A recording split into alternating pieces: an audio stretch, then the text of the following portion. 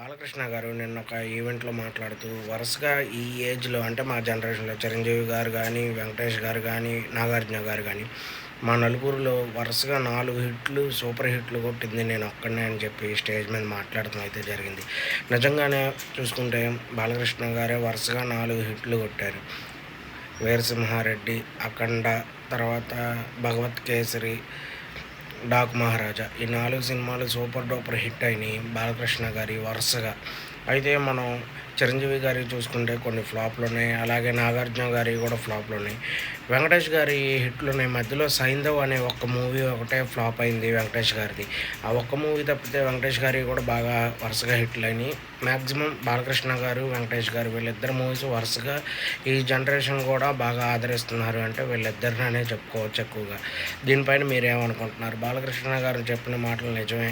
వరుసగా 4 సినిమాలు హిట్లయినాయి బాలకృష్ణ గారి ఒక్కలే. వెంకటేష్ గారిది కూడా మధ్యలో ఒక సినిమా ఫ్లాప్ అయింది. లేపోతే వెంకటేష్ గారియి కూడా వరుసగా హిట్లుండేయి. దీన్ని బట్టి చూసుకుంటే బాలకృష్ణ గారు ప్రెజెంట్ ఈళ్ళ నలుగురిలో అంటే వాళ్ళ జనరేషన్ నలుగురిలో నంబర్ 1లో బాలకృష్ణ గారున్నారన్నది మాత్రం నిజం.